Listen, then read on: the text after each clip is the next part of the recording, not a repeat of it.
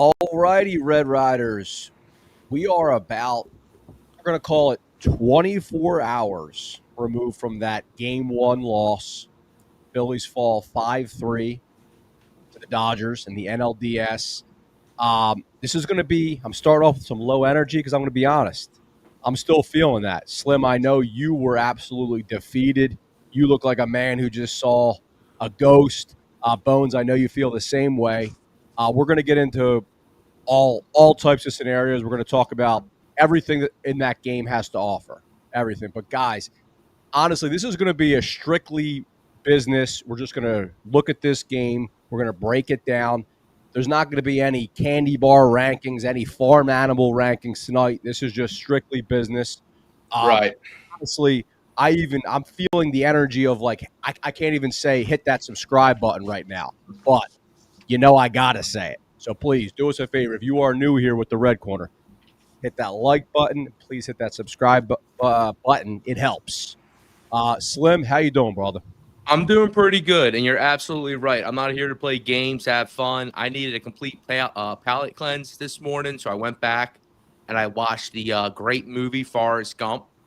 And quick question to you guys: in the opening sequence, right when the song's playing, the feathers falling down onto his lap, he picks it up and he puts it into a book. Do you guys know what book he put it into? The title of the book, Forrest Gump's put the feather in the opening sequence into. What book did he put it into? And it reoccurs. That's a really good question. I don't know. That might be a Bones one. Do you know that one, Bones? Forrest Gump's one of my favorite movies. Yeah. I used to reenact it back in the day. My mom had to throw out the VHS. We're in Vietnam. Yeah. That's Curious George. Yeah, Bones got it again. Bones got it again, and I did not know that Bones knew that one. Good call, Bones. Good call. It was Curious George. That's a good pull. Bones knows, as we say. But now that we're feeling better, let's get into the real work.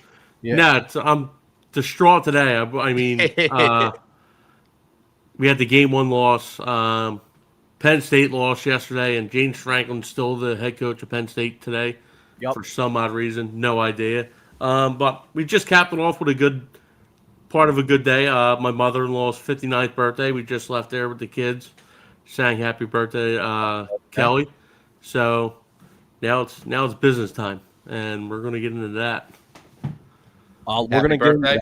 Yeah, happy birthday again. We're going to get into that. And chat, I see the early activity. And chat, we want to hear from you today because you're going to hear us go through a lot of the scenarios, a lot of the decisions that Rob Thompson, Philly skipper, made.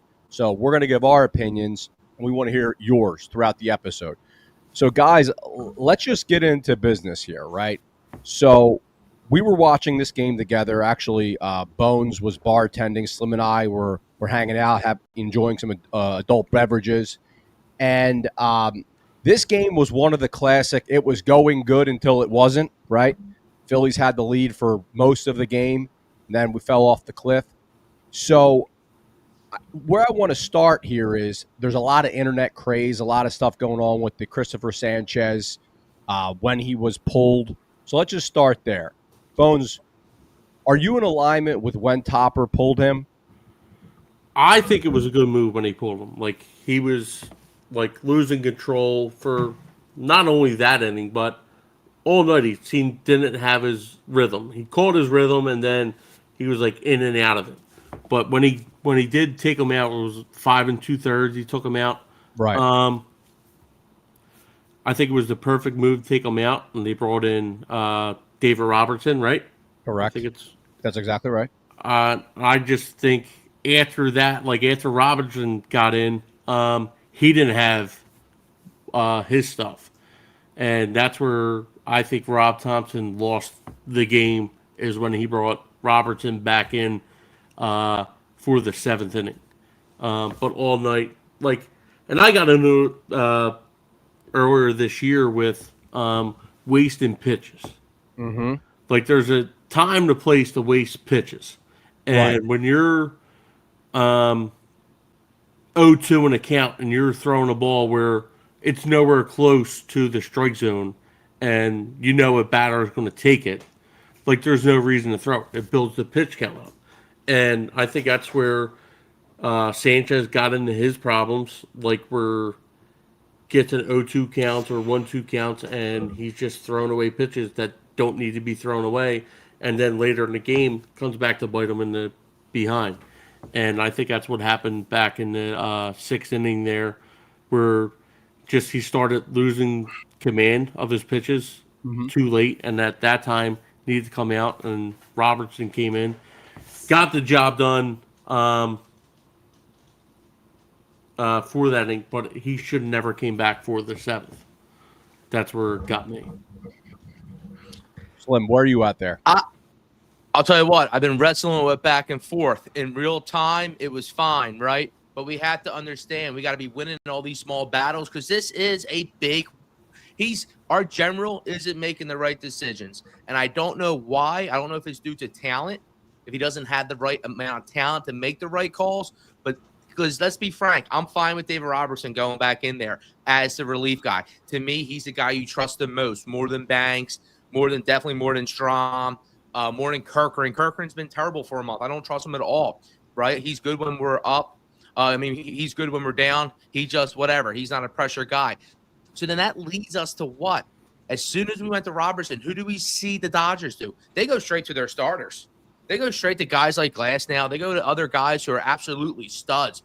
Saki closing the game out, throwing 100. So right then and there, that showed you they were playing a different game than the Phillies came to play, right then and there.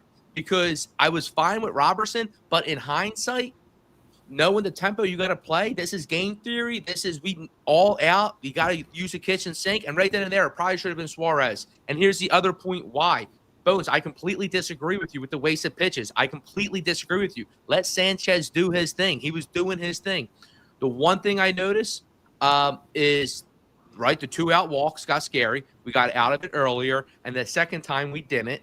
But here's the bigger thing. This comes down the topper, and this is why I think it's okay for Sanchez to keep throwing his pitches, and he did have a high pitch count. But in the 2024 playoffs, 48% of the innings were pitched by starting pitchers, okay? We already got 6 out of our stud. At that point, we have dudes like Suarez. We have dudes like Buehler. We have dudes like Nolan. Use them. Use them and figure it out because you can't roll out guys that don't have the talent. Strom doesn't have the talent, and I love Banks, but we're not going to sit here and say he's Mr.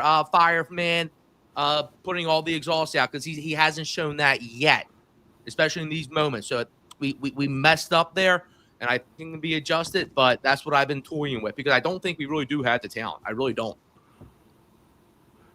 I agree with you there. Like, if you're not going to use these, this is where, like, the Walker Buehler thing comes in. Like, we talked about this for the past couple of weeks. We don't need these starters until the NLCS if we get there. And so that's Walker Buehler, Aaron Nola, Taijuan Walker, all these guys that should be in a position, if we need them to go there, to go there. And I really don't want to go back to it, but this is, we talked about it months ago when Jose Alvarado got pinched with the steroids. Right. Like, this would be a situation where one of these guys come in, high leverage situation, we got to go and throw one of our big guns out there that we usually use in the 8th or 9th inning out there to get these outs. And that's where they're lacking right now. They don't have that guy that can just go out and get strikeouts in the bullpen. But here's my last point with the Robertson situation, who should have replaced Sanchez. Having that 48% stat in your head and then knowing, and Todd Zalecki, I think, reported this, that Topper was looking to use Suarez only if Sanchez got in trouble as a long relief guy. Topper didn't realize what long relief means in the playoffs. You know, it happened in that moment. He would have been willing to do it maybe in the 3rd or 4th inning, but he has to be willing to do it even a little bit later. Fit with five innings and 2 outs. You know, you got to be able to pull. He has to be ready to pull it whenever, and he just wasn't. Yeah. All right. So I'm actually shocked to hear this, but I'm not going to sit here and poo-poo what I'm hearing because the Ranger Suarez narrative was getting thrown out there a lot. So just so I'm clear, because you said a couple of things there, Slim. You said initially you're okay with David Robertson.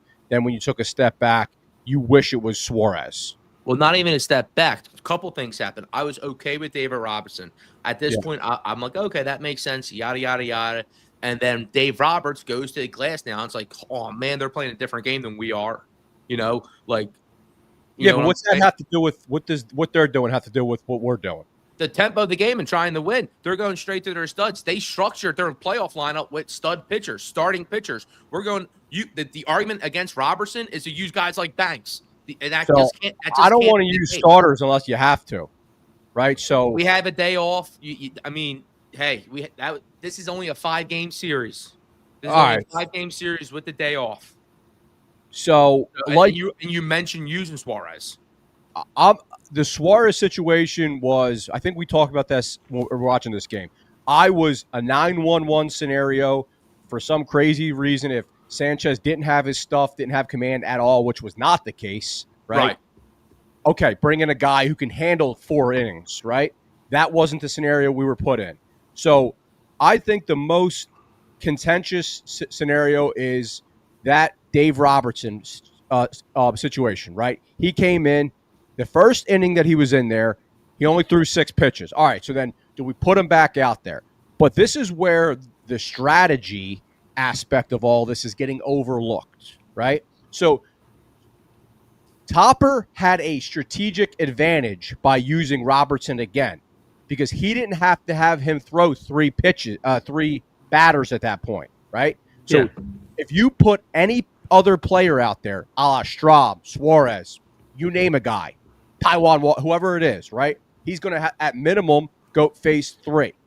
So my question for you is, whoever that was, would you have rather Strahm just go straight? Because I think the only logical thing is if you just had Strahm do straight away or keep it as Robertson. Yeah, because to me, you said he only threw 6 pitches, but I don't think he had command of the ball in them pitches that he thrown in the end of the 6th inning there. Yeah, he ran the count up to throw them back out there. Like, I get what you're saying, and who's the other righty they could throw out there in that situation? Put out there. That's the thing. Yeah, and that's the other thing. We're not talking about this. You're saying Ranger Suarez. I think there was 3 righties. Yeah. So you could have went to Kirkring there. Theron's, of course, the 9th inning, and then Walker. Right. Like, there's nobody that could pick up that slack, and that's kind of where the situation they're in, where they're lacking the bullpen depth. And we talked about it months ago with the Alvarado thing. I mean, the biggest thing is you hit this Slim and Bones. It's a condemnation on Orion Kirkering, right? Because this was supposed to be, if there's ever an Slim, you said it. If there was ever an opportunity where Topper is saying that I don't trust him, that was it, right? Yeah, that was it right there. And we said that leading up into the playoffs. That was one of our guys, and yeah, he's still not on my trust tree. And Strahm has absolutely fallen out the trust tree. I understand that's same. It just comes down to talent, man. Strahm is out there. He's pitching. He's doing what he can. He gets Ohtani looking. And when he did it, I was like, man, let's go. He set him up, yada, yada, yada. And then, yeah, he did what we didn't need to happen. He let one hang, and Hernandez took it yard. Anything else you want to add there, Bones? No, it's just like there's no guy lefty or righty outside of Duran that can get you an out that you need. Like, if it doesn't come down to like a matchup thing, like if it's a lefty up there, they gotta have a righty that. If there's a righty left, they gotta have somebody that can get that out, like in that situation, and they don't have it. Yeah.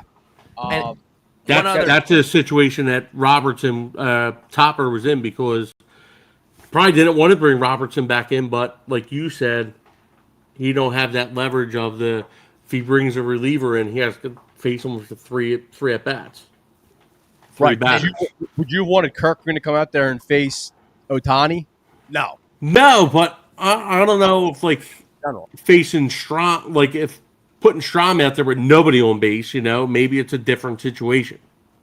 Correct. That's the counter. That's the only one I don't like the Ranger situation in a non-911 at all.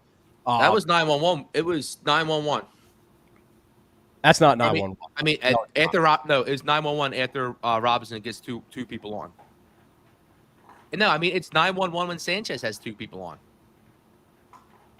nah, I just don't. I don't see Ranger Suarez. You want him for Game 3.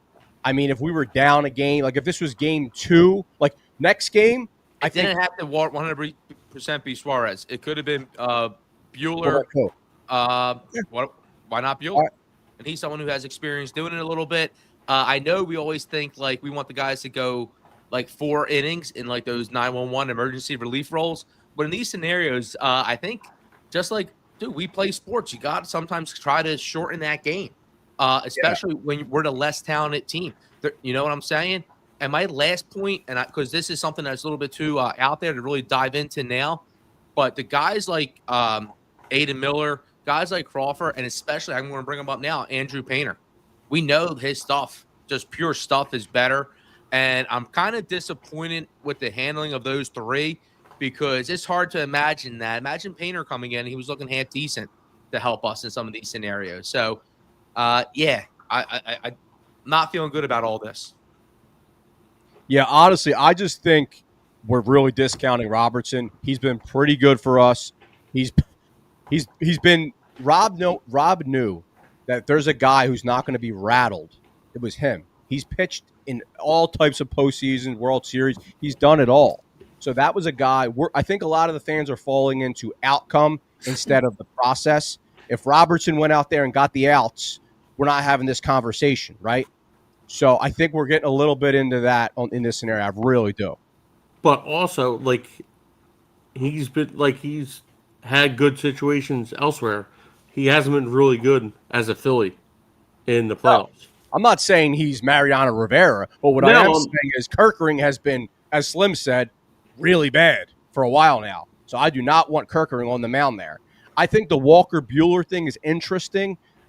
Short sample size, but I think that's interesting. I don't know what you brought him in for, right? Yeah. In them high leverage situations for in the playoffs because you know his track record. He has the 19 innings pitched in the World Series, 1 run, couple strikeouts.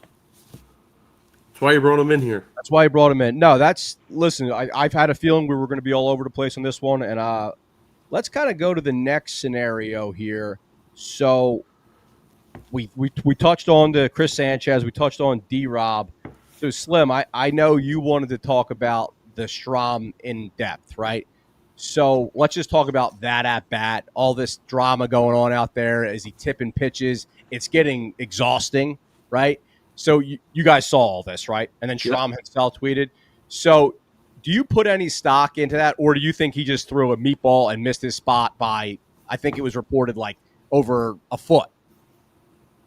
Yeah, no, I think he absolutely missed his spot. And this is what happens because we saw it last year with Trevor Hoffman a little bit. And Trevor Hoffman's stuff's way better than Strom's stuff. They're over pitching. Jeff Hoffman. That's what I meant. Jeff Hoffman.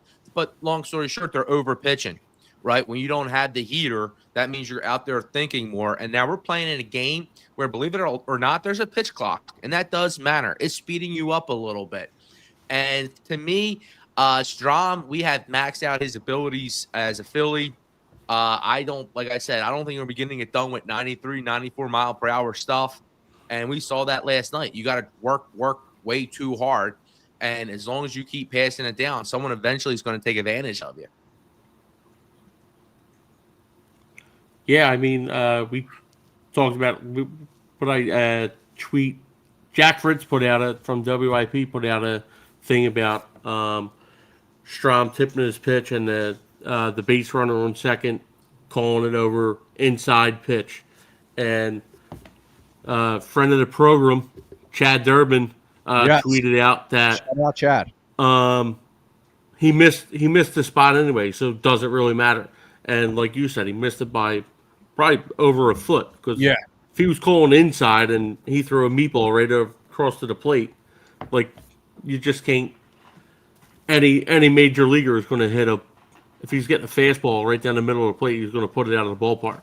And when you talk about Teoscar Hernandez, I mean, that guy just lives for the playoffs. Oh yeah, So you he can't really make does. mistakes like that to not only this lineup, but any lineup. Anybody's going to hit that pitch out. Correct, and that's all. That's what happens when you're wearing it. When you over reliant on placement, it just becomes too hard. It does. All right, so I want to hammer that one home, but I want to go to a quick chat activity here. Jerry, welcome back, brother. Nice to see you. So, Jerry, we've got some Slim love here. So, Jerry Yo, saying, what's happening, Jerry? Slim, you are correct. The Phillies were playing checkers. The Dodgers were playing chess. And then we have King Cash in the chat here saying he doesn't think he was tipping pitches, meaning Strom. If he was tipping, then Mookie would have picked up on it as well. Yeah, I mean, as well as Shohei, right? Yeah. Both. Right. Yeah. So let me. I was really ticked off about this, right? So I want to just read you a stat here because everyone is piling on. I have a question for you guys, right? This is not a trick question, so don't overthink about this, guys. Mm-hmm. What's easier? Is it easier for Matt Strom to not allow a home run, or is it easier for Harper, Schwarber, or Turner to hit a home run? Which one of those is easier? It's easier for Strom not to allow the home run. Correct. Yeah. So not a trick question there. So the point of all this is, let's everyone is saying here, oh well, the Phillies' top 4 batters were 1 for 13, whatever it was. That is true. But let's go through the numbers here because we're losing the context of the actual game itself, right? So let's go to the actual game. The Phillies total, they had 5 hits, 3 walks, 12 strikeouts, right? Right. The Dodgers had 6 hits, 3 walks. They struck out 13 times. So in these knockdown, drag out, right? Dirty, mucky games is what I put on Twitter.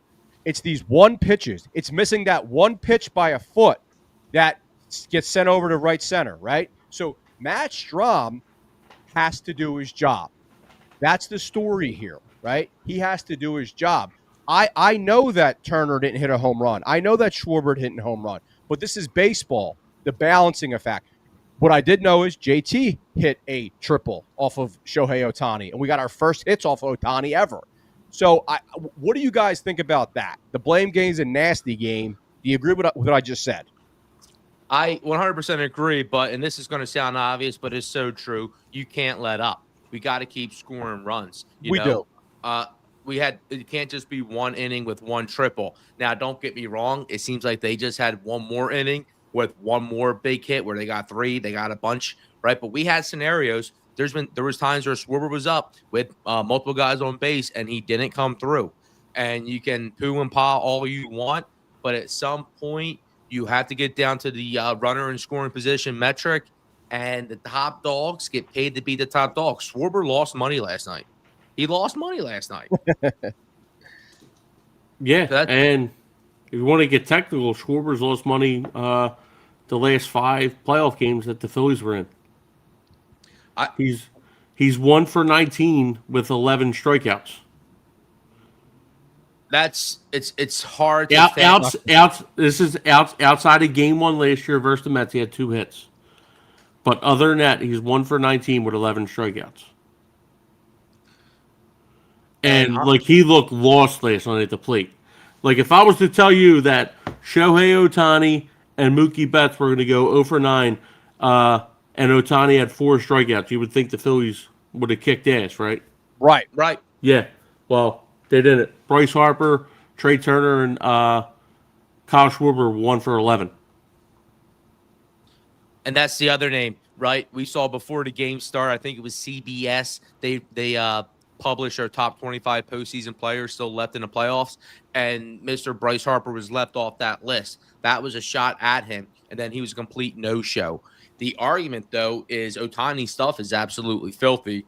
It was having them completely confused. Hopefully they can bounce back after that. But when you look ahead, and I'm specifically talking about Schwarber and Harper, they don't match up well against Snell. I think Schwarber is 1-8 versus Snell with a home run, and Harper's about the same. So that's problematic as well. So those two people, they have to dig deep. They have to figure it out. If not, we have real issues. We have real issues, and we might have to think about other avenues of winning a World Series come 2026 because don't already go there. Come on. well, we don't. Well, the Harper stuff has. He's not. He had. I keep seeing people post Harper career playoff stuff, and that's just not who he's been the last 2 years, right? Everyone's ignoring. They say, "Oh, he's still batting 300. He has this. He has this OPS. Yada yada yada." But that's a different man, right? Since that Mets series, since he saw those 3 pitches and striked out, right? He hasn't had that 100% clutch gene. We've only had 1 game since then. Today. All right, and we'll have a game tomorrow. All right. And then we'll have a game tomorrow versus Blake Snell, who has owned him, right? And this goes back to those that COVID season where Bryce Harper knows he's owned by Blake Snell. This goes way back to that COVID year, and Blake Snell, whatever, got in a little controversy. And Harper was saying how great Blake Snell, he's one of the best lefties in the game. He's disgusting, he's dirty. The only reason he's saying that is because Harper can't hit him. All right, and he's gonna be throwing breaking stuff as well. The games I saw, Snell looked amazing game 1 versus the Reds. He's trying to get him to Philly too. Well, yeah, exactly. That's honestly whatever. I said this shit back in May, and you guys laughed at me. I said, I know you're the Harper guy, and I'm bringing it to you now, man. I'm bringing it to you now. I don't know what else to say at this point, but at some point we do got to be a little bit real about that. Listen, I'm not overly optimistic right now, but let's not hit this. Let's not sound the alarms quite yet. But so you guys do think it's safe to say that we can feel like we let one slip away, right? Because I feel like a lot of the fans out there are jumping on the side of, well, we scored 3 runs. Our top 4 went 1 for 14, whatever it was. So we didn't earn to even say that. On the flip side, I think that's disrespectful to the Dodgers and Shohei Ohtani, who also, had 21 swing and miss pitches that he threw. He was ridiculous. Yeah. So personally, I feel like you got to win those games. You got to win those games. Strom can't make that pitch. He can't. So they're not going to go 0 for 9 again, especially Ohtani with 4 strikeouts himself. And both things are true, right? We saw the entire wild card round. The games have been very low scoring, right? A lot of games under 7. We jumped out early. Again, we couldn't keep tacking on. With that being said, to the Strom point, that's a game. If Sanchez is a little bit better, or if Strom or Robertson are just a little bit better, we absolutely win that game, even with the bat struggling a little bit. Now, what's scary is this: the Dodgers, their top dogs didn't do great. Ohtani went 0 for 4, and that's a blessing, right? He usually doesn't hit well when he pitches. Then the days after he pitches, the very next day, right? He also usually doesn't hit well. He bats like 142 or 147, but now the MLB gave this dude a day off. He gets to reset himself and get back in attack mode. So that is something to consider. And then I'm getting a little bit worried if we go lefty, but we'll see from there what it all looks like. But I'm expecting Ohtani to bounce back from game 1, to be frank. Yeah, I mean, and so for the Phillies to win, and Slim, this is your avenue, there's got to be at least 4 games at this point, right? Yep. And the bad news is that for NLDS series or division series in general, the team that loses game 1 loses the series, I believe, 75% of the time. Is that correct, Slim? Yep. So absolutely correct. Uphill battle. And the other kind of funky stat that's getting thrown around there for the Phils is every playoff series that we've ever won, we've won the first game, right? Yeah, we never won a playoff series that we lost the first game. Right, which is, that alone is like, really, our backs are really against the wall here. So let's erase against Slim. Yeah, that just means we're due, man. And we got to learn from our mistakes. We got to realize we're in a real battle here. With that, if we lose Monday night, I think game 1 was huge. I absolutely think it was huge. And game 2, yeah, it's huge too. But if we're down 0-2, I still think we can win 2 games in LA and be coming back here for a game 5. Okay? So this is baseball, right? And even this is the thing when we lost the lead at 5-3, that game still isn't over. When we scored 3 runs in the 3rd inning or whatever it was, that game still isn't over. Like the great Yogi Berra said, right? The game, it isn't over till it's over. So I don't love what I'm looking at. But with that being said, the base momentum in baseball can swing fast. Even if we get down 0-2, going to LA, we're going to have plenty of opportunities to win this series. Amen. And going back to the chat, guys, we see you. Welcome to chat. A lot of new faces and names here. King Cash is saying the Dodgers re-signed guys like Kiki Hernandez and Edmund because they are playoff risers who elevate their game. They showed that yesterday. Both of those guys had big roles. Slim, let's touch on your pinch hit Edmundo Sosa point.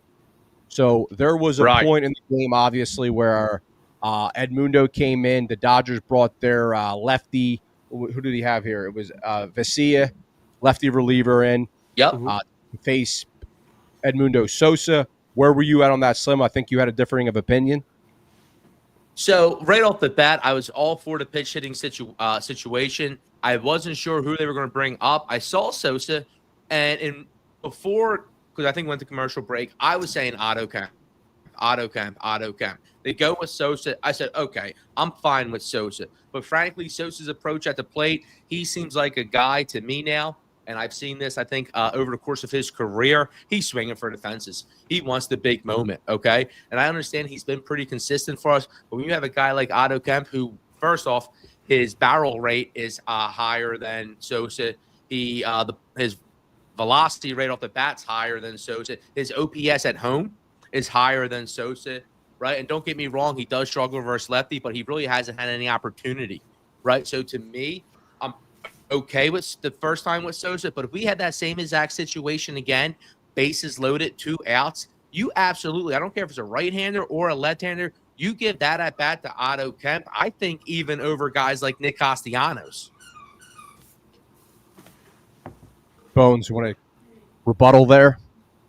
Yeah, I mean, it's, to me, with the Kemp thing, and I talked about it the last episode, he was like 1 for whatever, when you were saying he was better than Bohm. He was like 1 for 11 in his last whatever at bats. Sosa, he's been consistent for us off the bench for 3 years now. So I'm fine with that pinch hit there in that situation. What if it comes up again?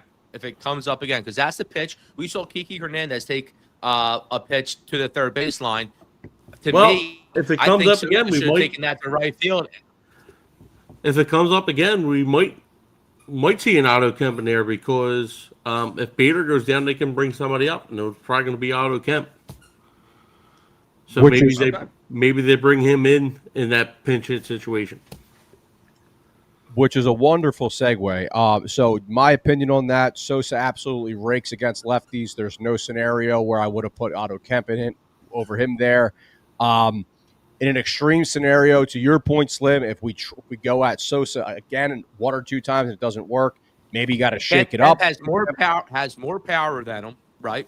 He has. The only thing is he's a rookie, right? We've seen Sosa. Yeah. He's a rookie. He has more power. His OPS at home is better. The only thing and the last 30 games is almost similar. And this guy has no consistency. I'm talking about the amount of time Kemp has played, right? Yeah. So I think about had a 3 home run game in September. So I don't see it. And not to mention, it was a pretty. He drove the ball pretty far to center. It's like it was a pretty fly ball. It was a fly ball. He was trying to hit a home run, and he made a loud out. He made a loud out. He made a loud out. That's all he did. And if he comes in again, I'll call it right now. If he comes in again, you know what he's going to do? He's going to fly out to center field again. To where a guy like Kemp, he's just going to move it along. We see guys, they just said it, Kiki Hernandez, Edmund, they're playoff guys. Kemp has that gene. Sosa, we've seen him. Get rid of him. Kemp, who's never played in the playoffs, has that gene. Yeah, he has it. He has it. I've seen it.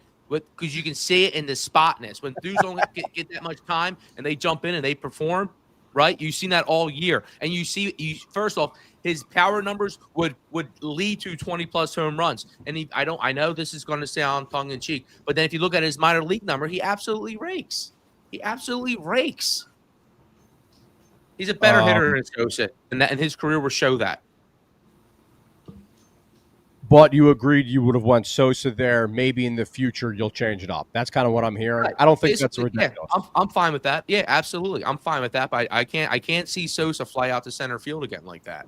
And the other option, right, we saw was Nicky C off the bench. And do we want to get into his basically to me, his 2 at-bats? Go ahead, take the mic. My God, we were next to each other going nuts. He took the first pitch. We're like, yes. Like Nicky C's a changed man, yada yada yada. Works it to a full count, and then by the end of it, Slim was wishing he just swung 3 times and striked out because he hit into a double play. It was terrible. The very next at bat, he went right back to his old habits because he doesn't have the patience, right? He doesn't have the discipline. He swung first pitch and he popped up. So no, yeah, he hit the ball. It was a ground out up the middle. Yeah, which was a ground out pop up, but it was first pitch, right? It was a ground up the middle. He was shifted.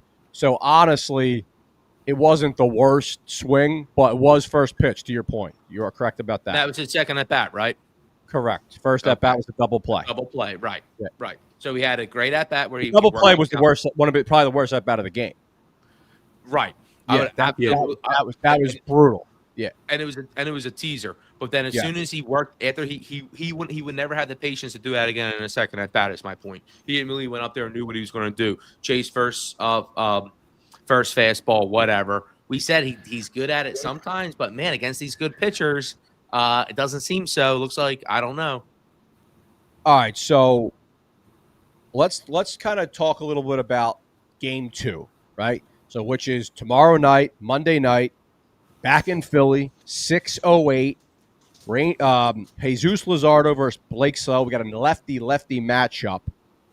Before we get too deep into the actual game itself, the one kind of thing that's hanging over it, the hovering factor, is Harrison Bader, who was a real star of that first game, right? He two-way, which I know Slim loves. He had that great play out in center, and he had that great situational at-bat where he brought that third run in. So we need Harrison Bader in this series. He's got this groin situation. I'm going to start with you on this, Bones. If we don't have Bader, knowing that we're going against the lefty, who are you putting in the outfield?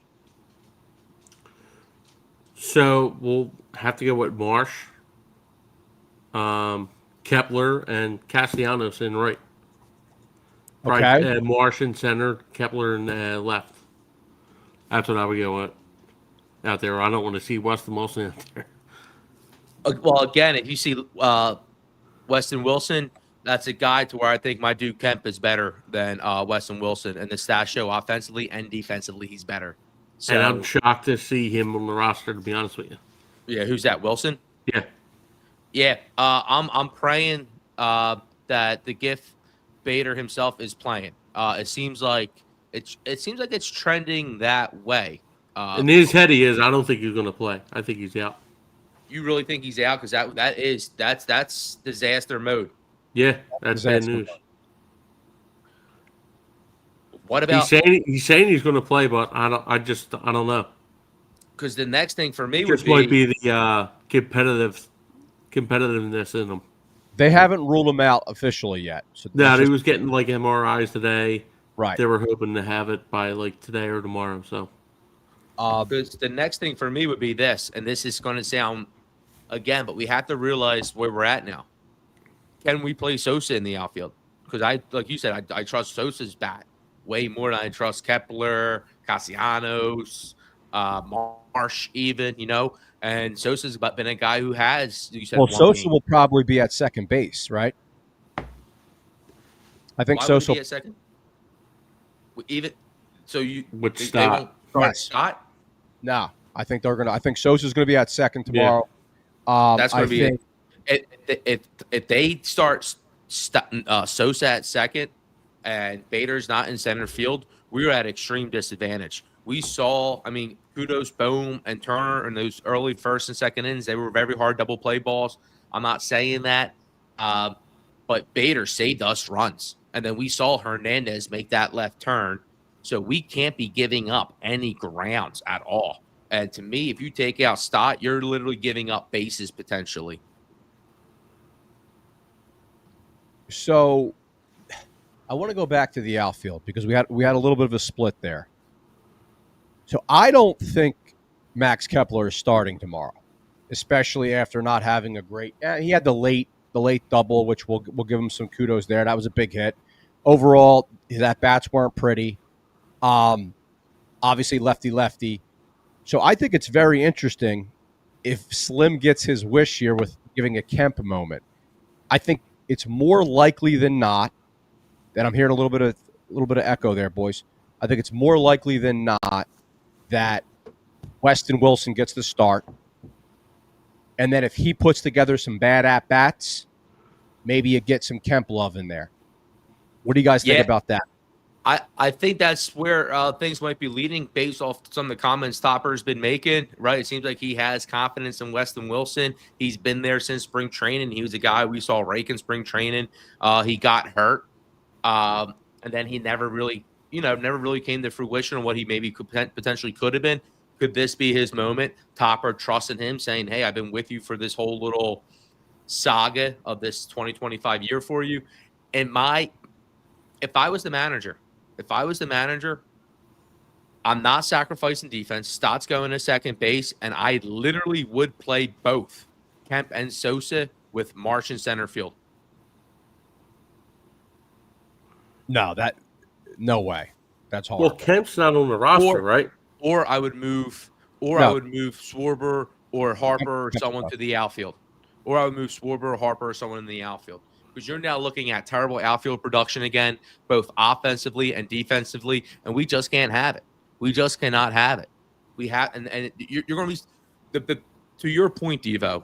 To your point, you're saying if you go with the Weston Wilson and Castellanos to Adam's point, you're kind of saying, oh yeah, we're going to go offense over defense, but you're not even fully buying into that brand, in my opinion. At that, you know what I'm saying? I would get because Sosa. I know you're saying Sosa will be at second base. But none of those outfielders are doing anything. Marsh, Kepler, Castellanos, Wilson. I'd rather go Sosa. I'd rather see some Kemp. I'm open to the Schwarber discussion. I'm open to Harper going out there to left or right and putting Kemp at first base. Okay. There's no way they're doing that. Hey, we have to score runs. I hear you. That's why guys, for some reason I thought Kemp was left off the roster. For 2 days I've been thinking he was left off the roster. It's all good. There's a lot of action. I would put him. I think Kemp's the guy over with the lefty on the mound. I think he's the guy that plays. Might be the second baseman. If it's not Sosa, but at least the next guy up for a defensive replacement out in the outfield. Right, he could play second moving base. One of them guys over. Because you got the two lefties already with Kepler and sounds like Castellanos is going to be out there. If Bader's done, sounds like Castellanos is going to be the guy that's going to be getting the nod every game from here on out. And that's a mistake because he's been the worst outfielder for a while at this point. Offensively, defensively, we know what he's going to be doing. He's going to be hunting the first pitch fastball. I'd much rather him come off the bench in a situation like we saw Sosa come off the bench last night. And I would like to see those other guys starting, Stott, Sosa, and Kemp. I don't want to see Castellanos, and I don't want to see Weston Wilson. Just because of his approach, I don't want to see Castellanos litter off the bench. Okay. Different strokes for different folks, man. So what I'm hearing is we're going to be very eagerly waiting for that lineup card tomorrow because it could be all over the place. Yeah. Topper, this Bader stuff really makes the strategy and the decision a lot more manual and less automatic, right? And yes, and this is the thing. All right, so the big brain move or the chessmate move was their bullpen was better than ours. They went to some real talented pitchers, right? Now we're already hinting towards having 3 lefties going. That's allowing the Dodgers to kind of get into a rhythm. We're assuming they might use the same lineup over and over again, but they might not. They might try to keep playing. And when I'm going to use the word offense, and I'm talking about just being strategic and making more moves and keeping us guessing. They might try to change up their lineup, and I think we should do the same exact thing. Let's make a move to where they got to take a step back and maybe get a little bit defensive with their pitching approach. Because if not, they might just be settling in. You want to keep them thinking as well, especially with the lineup stuff and the way it's looking. As in now, we're setting up a very easy matchup for them to settle in versus lefty, and we'll see what Topper does tomorrow. I think Topper can counter some thinking there, get very creative with this lineup, and the Dodgers be like, oh, okay, let's go. All right, guys, so let's talk a little strategy for Game 2 further here. So we've kind of put ourselves in a literal must-win game tomorrow, right? There was no scenario where we didn't think we would have to split at home, so you need to get at least one in. But now we're in the scenario where we added more pressure, right? Because when you drop Game 1, you got to win Game 2. So let's talk what we were talking about earlier. Luzardo, right? Let's say that Luzardo has a less than stellar performance. Who's that guy? Who's the sub-in Ranger Suarez name tomorrow? Bones, who you got? So we got Luzardo. You're saying who's the sub in? Right. So if there's a quick pull, right? Yeah. And then you gotta get a long man, wherever you want to call it, right? A guy who's going to give some emergency starter type innings. It's got to be Bueller, right? I mean, this is what we got him for. We didn't use him in Game 1, like Chris said. In that situation where they pulled out a Glasnow, right to their starters that they had depth with. I think this is where you got to get with Bueller. This is what you're paying them for that half year, and that experience. Couldn't agree more. You got to go with Bueller. Again, what does the creativity look like? What would the situations look like outside of Bueller? If we're back in, let's say let's go to the 6th inning, right? It's because that's the teeter-totter inning. We know it's easy. If he's getting rocked in the 3rd inning, you got to take him out and put Bueller. Or the 4th inning, you're going to put in a long relief guy. But what if it's the 6th inning, like we just saw again? Do you go Bueller or somebody else? So that was going to be scenario 2. So we're in agreement that it's either if there's an early situation where you got to pull him, you're going to go Bueller, or maybe Slim a little bit of Aaron Nola love there. I think he's another name that would get thrown out there. I'm sure he'd be considered. I agree. I lean Bueller, playoff pedigree, all that stuff. Now let's go to Slim. You just teed me up. Let's say Luzardo goes tomorrow and does his job. So who's the bridge to Duran? So if he does his job, and his job being 6 innings, so we got to get through innings. We got to get through the 7th, and we got to get through the 8th. Yes. Man, that is a very tough question. Tough question, right? That is a very, very, very tough question. With the day off, we're assuming everybody's available. Correct. Everybody's available. I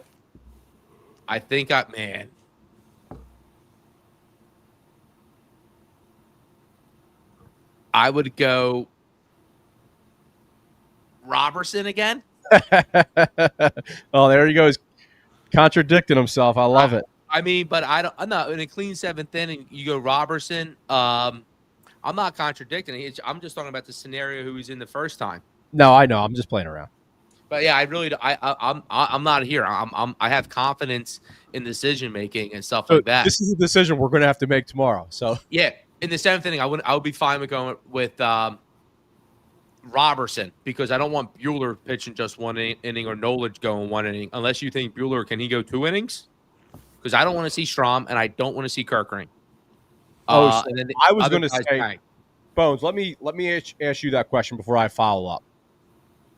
I would give the shot with Kirkring, just because he has the more high powering stuff He can get the out pitch with the slider if he's working it well. Sometimes he gets just too comfortable with it, and instead of throwing the gas. But if he lets JT call the game, might be a Kirkering game to get out in that situation. I would be so tense if it's Kirkering. I think So would I. But the other that's where I'm at with Robertson right now. Yeah, just I think because of his Robertson. past with us.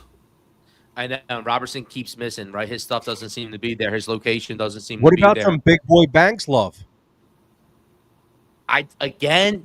Banks is the same style as Strom, and their stuff isn't overpowering. And these Dodgers dudes, they're all professional hitters, right? The guys that are coming off the bench are professional hitters. They got Muncy and Will Smith coming off the bench, right? If you watch the Dodgers, if you watch them versus the Reds, they're on the iPads. They're looking for every single advantage, right? We think they're cheating almost again, right? So these guys are real big time. I don't think Banks is there yet, and I'm a big Banks lover. I think Banks is the man. Can he maybe get a little teaser there? I don't think this is a series. I really don't think it's a series for Banks. I think what we have to do, and now because I wasn't thinking about this yet, Devo. I got to admit, I wasn't. Do we go to Bueller and say, Bueller, you got to give us, if everything looks good, you're going 2 innings, and that's going to be it. That's going to be it. Can Bueller get us 2 and then Duran 1? I like that more than Robertson, I guess, but it's a little wonky, but I'm fine with that. Kirkering, remember, had a really nice appearance last night. Game 1, he looked really good. Obviously, low pressure. I know. I'm gonna caveat that right away. Low pressure. I think the size of the lead would be very contingent on Kirkering. But here's the other thing, guys. This conversation is just shedding light on the fact that there is not a slam dunk answer here, and it's unfortunate. You know what I mean? So, right, it's stuff we hit on back 3 months ago when all this stuff went down with Alvarado. Yes. Well, we had 3 months ago. So how long have you had to plan for Alvarado? There's a lot of people mentioning Alvarado should be here, yada yada. That's all true. But we had time to plan. So did Dombrowski do enough planning is a question that's going to have to be addressed, whether we win or lose this series, I guess. Because look at the talent that Topper has to choose from. But Topper's his grave sin right now is putting those guys back in after he always tries to stretch them one inning too much. We saw it in the Mets series. That game 1 felt like the Mets series. It felt like the same exact series as the Mets. That's how every Mets game went last year. Guys, audio, we good? Yeah. Yo. Okay. All right. Perfect. Guys, so we have a big one tomorrow. So Game 2 of the NLDS has created a must-win opportunity. This is going to be a huge legacy game, right? There's going to be, depending on how the game goes tomorrow, I think it's going to be a real people jumping ship on this core, right? There's a lot at stake tomorrow. We're not big like fake drama, fake narrative guys, but that's undeniable, right? Are there implications if we re-sign Schwarber tomorrow, right? All these things are at stake. We got the Bryce Harper legacy stuff. JT with a little bit of a, hey, man, don't forget about me game tomorrow, yesterday. How about that? Yeah. His approval rating's going up. He seems like the guy that you want to 100% want to bring back. It's the other guys. It's the big names. It's Schwarber and the money he wants. It's Harper and the money he got. It's Harper, and he wants a new contract, doesn't he, Harper? Don't you want a new contract, Bryce? Well, if you want a new contract, you have to perform a little bit better. I know you've been great, but you don't have a World Series here yet. You don't. You don't. Topper, you got it. Same thing. Because how long can you go with Topper? Trust me, I don't think Dave did as much as he could to help you out this year with the relief pitching, but you also don't help yourself out. And then the last carrot is Dombrowski himself. So we're not there yet. And even if we do lose tomorrow, I still don't think we're there because we're going to go to LA and we're going to win a game there. And that's going to really get the series started.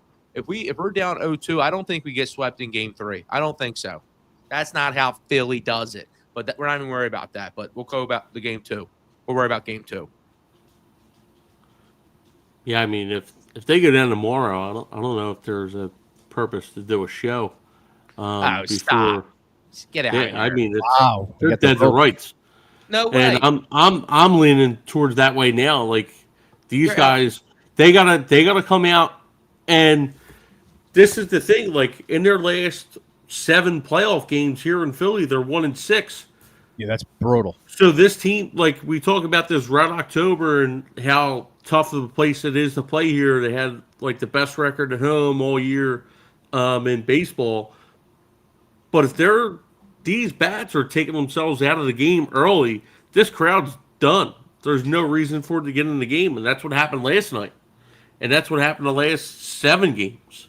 The crowd has to be better. There was people So sitting it's the down. top of the lineup, and it's like we could blame the game on Topper. We can blame the game.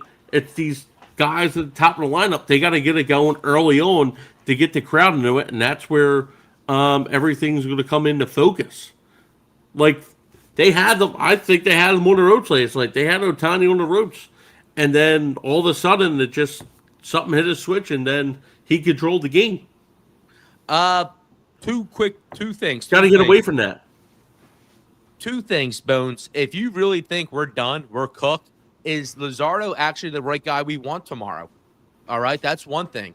If it's as dire as you're saying, he's the guy that's going to feed off the energy. You don't think Suarez would do that as well? Because here's the other point: Luzardo was actually fantastic in LA, was he not? Yes, he was. So that's all. So that's a micro decision that we'll see how it plays out tomorrow. But we can't sit here and act like it's a 100% no brainer. We just can't. Especially if we lose. Especially if we lose, then we have guys on a roster that didn't even get any playing time. You know who I'm talking about. I'm not going to say him by name, number 27. And the second point is, Trey Turner looked okay-ish to me yesterday at the plate. But if we're trying to be shaker removers and have these people, you're saying, get the crowd into it right away, could we see Kyle Schwarber bat number 1 again? I say, yo, bring it right now. Bring it right now. That might be more of like a Game 3 shakeup decision. But I like the way you're thinking. No, seriously. Yeah, I'm not against it, but nothing off the table. This is the playoffs, right? Yeah, this is what and I hope they're having these conversations in their houses, in their hotel rooms, wherever they're at. I hope the group chat's going crazy with Topper and his assistant coaches, because if it's not, the thing is, I love him. I do love his mentality, calm, cool, and collected, not being being assertive when he needs to be, but not being obnoxious to the umps, yada yada yada. But It does seem like his managerial in-game decisions are a little bit robotic sometimes, right? So if he just lets this all look the same and we lose 3-0 or we're down 2-0, that's roboticness, and that's going to play against him come this offseason big time. We don't need no robots. For sure. And just quite a quick little one of the point of directions in the chat here. A lot of great new names, a lot of great chat activity tonight. Guys, if you are new here, as we're going along this Red October playoff run together, please do us a favor. We are the Red Corner. We will be doing post games for every single playoff game. We'll be doing watch parties, and we will be doing watch alongs, live streams. So please hit that subscribe button. Please hit that like button. It helps. Gentlemen, let's close on this. King Cash is a Dodgers fan, if you haven't noticed that. Yeah, he's very knowledgeable about the Dodgers. That's why I've been keeping the Dodgers.